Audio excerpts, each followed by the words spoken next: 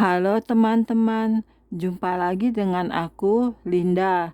Kita lanjut ke bab 1C ya.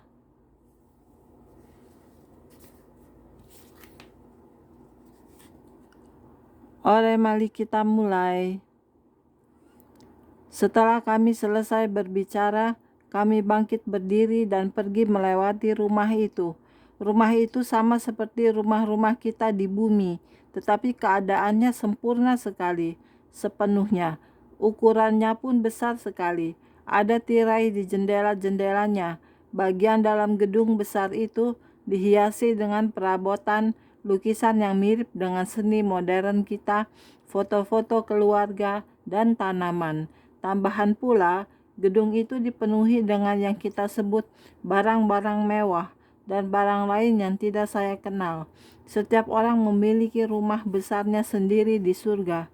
Ada kamar-kamar yang berlainan dalam rumah ini, seperti kamar makan, kamar tamu, kamar dapur, dan ruang keluarga. Ada loteng, dan saya yakin mereka mempunyai kamar tidur di situ. Tetapi saya tidak naik ke loteng. Saya tidak tahu apakah Anda perlu berbaring dan beristirahat. Saya disuguhi satu buah besar untuk dimakan. Tampaknya seperti sebuah apel, dan rasanya sangat lezat. Ketika kami mengucapkan selamat berpisah kepada penghuni rumah itu, mereka memeluk kami dan mencium kami. Lalu kami keluar lewat pintu belakang. Saya tidak tahu sebabnya. Ada hewan-hewan di surga.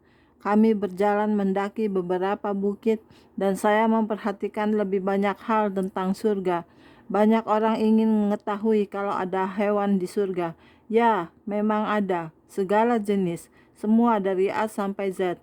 Mengapa hewan-hewan itu tak boleh hadir di sana? Bumi dibuat menurut pola dari surga. Jadi jika bumi memiliki hewan, maka surga pun pasti memilikinya. Saya melihat seekor anjing, seekor anak kambing, dan seekor singa berkekuatan besar. Ada burung-burung berkicau di pepohonan, burung besar maupun kecil, dan semuanya memperdengarkan lagu yang sama. Seusai mereka bernyanyi, tampaknya seolah-olah mereka saling berbicara. Ada bentuk lain dari kehidupan binatang di surga, tetapi saya melihatnya dari kejauhan, sehingga saya tak dapat mengenalinya. Hewan-hewan itu tidak lari menjauhi manusia, dan juga tidak menyerang mereka. Keadaan mereka tenang dan damai. Ketahuilah, ketakutan tiada terdapat di surga. Hadirat Allah sedemikian kuatnya, sehingga ketakutan, kebingungan, keraguan, penyakit, dan kecemasan lenyap. Anda kehilangan semua hal ini dalam perjalanan ke surga. Selagi kami berjalan, saya juga melihat pepohonan surga. Dedaunan pada pohon-pohon itu berayun kian kemari, menari dan memuji Tuhan. Mereka bergoyang dengan sangat bergairah. Anda pasti menyangka ada angin kencang yang berhembus melalui tempat itu. Rumputan yang saya injak sambil berjalan warnanya hijau, corak inti dari warna hijau. Rerumputan itu sangat lembut. Setelah saya menginjaknya, rumput itu melentur kembali dengan sempurna dan segera menghapus jejak saya. Anda tak usah memotong rumput di surga, panjangnya selalu tetap. Jika sehelai daun gugur, maka itu akan lenyap. Tiada terdapat buah yang busuk di pohon. Tiada dedaunan yang berubah warna atau ranting patah. Segala sesuatu sempurna di surga. Tak terdapat apapun yang tidak beres. Tiada suatu masalah pun dapat dijumpai di surga, dan Anda tak dapat menimbulkan suatu masalah di surga. Tiada kebimbangan atau ketidakpercayaan didapati di surga, karena sumber hidup ada di sana. Semua yang hidup ada di sana. Kebaikan Allah sangat terasa kehadirannya di surga. Bila Anda melihat sebuah bola lampu, cahaya yang paling cemerlang adalah di sekitar bola lampu itu sendiri. Demikianlah pula dengan Allah, kuasa terbesar, kehidupan terbesar, dan sukacita terbesar ada di sekitar Allah. Suatu hari kelak, bila kita semua akhirnya pulang ke surga, Allah akan bergerak dan berjalan di tengah-tengah penduduk surga. Pasal 2. Puji-pujian dan air mata. Yesus dan saya menjadi teman pada saat Dia mengantar saya mengadakan perjalanan keliling surga. Kami sangat senang dengan kehadiran satu sama lain. Saya sama sekali tidak gugup mengenai cara saya berpakaian, berbicara, atau berbuat. Saya berbusana sama seperti orang lainnya. Semua orang kudus mengenakan jubah putih kebenaran, sebagian mengenakan perhiasan. Saya mendapati bahwa Anda mengenakan berbagai jenis selendang berwarna merah, kuning, dan sebagainya untuk menghiasi dan mempercantik diri. Saya tak dapat memahami orang-orang yang menyangka bahwa mereka tak akan berbuat apapun kecuali melayang-layang dalam awan-awan di surga.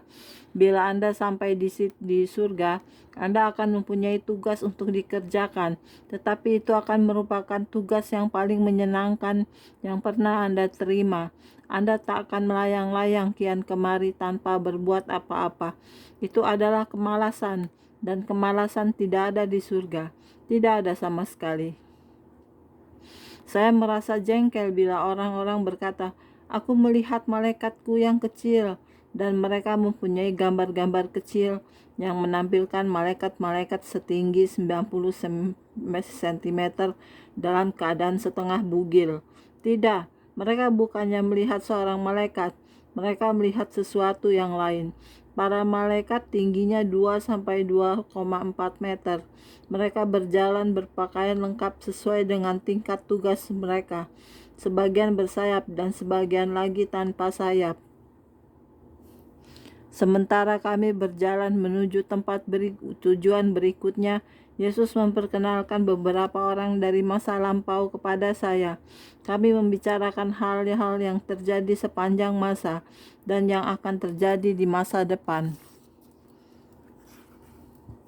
Kebaktian puji-pujian.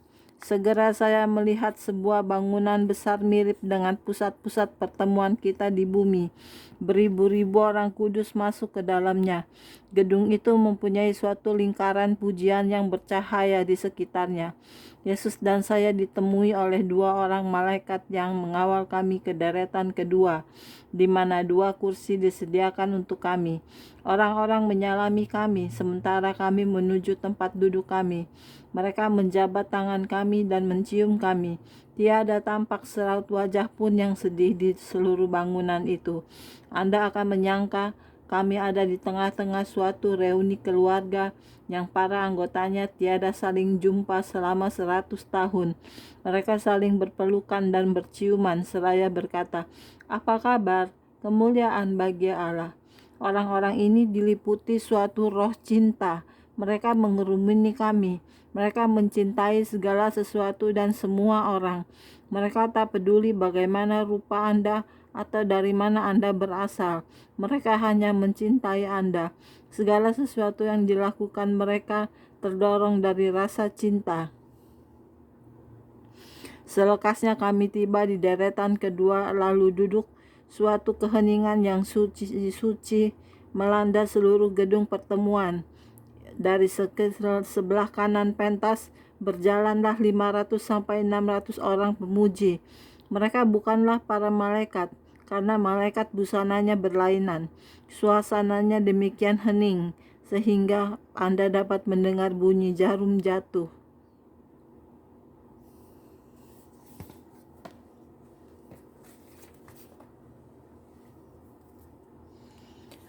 Oke, sekian dulu untuk hari ini videonya ya.